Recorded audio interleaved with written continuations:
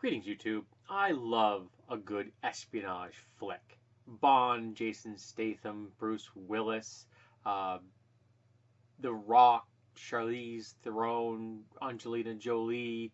There are thousands of them.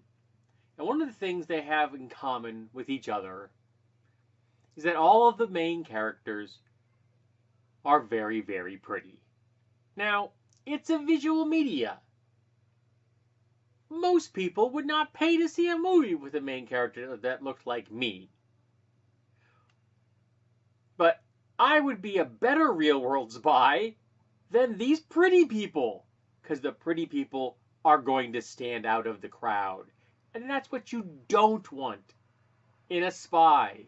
You want a spy that blends right in, that nobody notices. They wear boring clothes, they have boring accessories, they drive a boring car, they live in a boring flat, they have a boring job.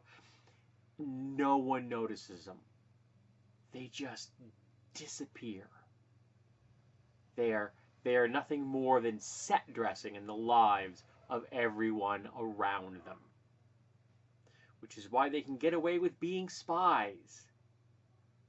Now, there are exceptions to this. For example, the honeypot, where you have someone whose job it is to seduce a person to get information out of them.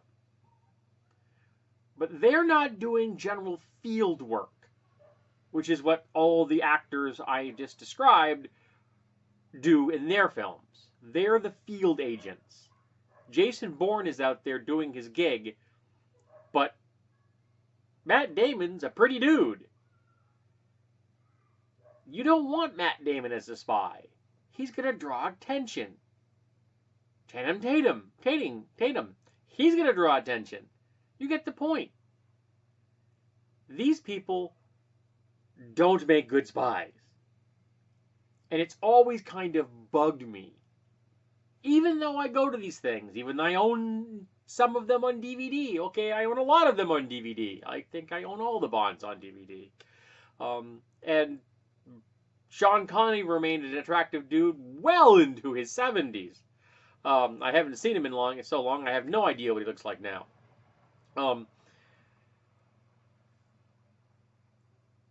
We love these films. We love these characters. We love looking at these actors. They would make really crappy spies. Go look at pictures of real-world spies. They don't look like the people in the Bond films. They don't look like Daniel Craig, who I still think his first Bond film is probably the best Bond film. I know it's a sacrilege to say that, but it was more realistic. It had a sense of physicality about it and brutal reality that the other ones seemed to lack. Even Sean Connery, and that was mostly because it was the 60s and that was the style of film they made. Realism was not high in the films of the 60s.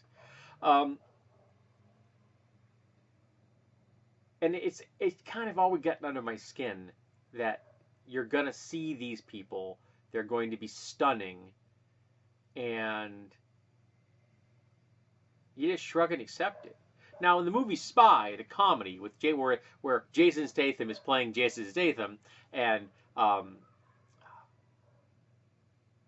what's her Murphy? What's her first name? I can't remember the actress that plays the main character. I can't remember her name at the moment. But she looks like a much more realistic spy than all the rest of them do, because she's just ordinary looking. I'm not trying to insult the woman, but that's what she is.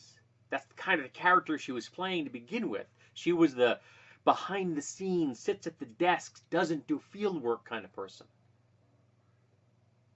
Until she was thrust into the job.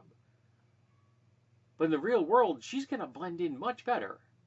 So yeah, I know I've been blathering on about this for a while, but it just always kind of bugged me. And I'd like to hear other people's opinion on it. Do you just kind of whip out the old hand-wavium wand and not worry about it when you see something like that? Do you just sit back and enjoy the eye candy? Because let's face it, lots of these people are very pleasant eye candy. There's no getting around that. But even in the most absurd spy things, when they're doing things that, well beyond the capacity for human beings to do in the real world, that failure to connect with with reality still kind of bugs me. Because Angelina Jolie and Charlize Theron are going to stand out in any crowd. So is Jason Statham. The dude used to be a model. There was a reason he was a model. He's really good looking. The Rock, really good looking. Matt Damon, really good looking. Brad Pitt, you get the point. Mr. and Mrs. Smith was quite entertaining. So yeah, pretty people make bad spies. Real spies should be entirely and utterly mundane.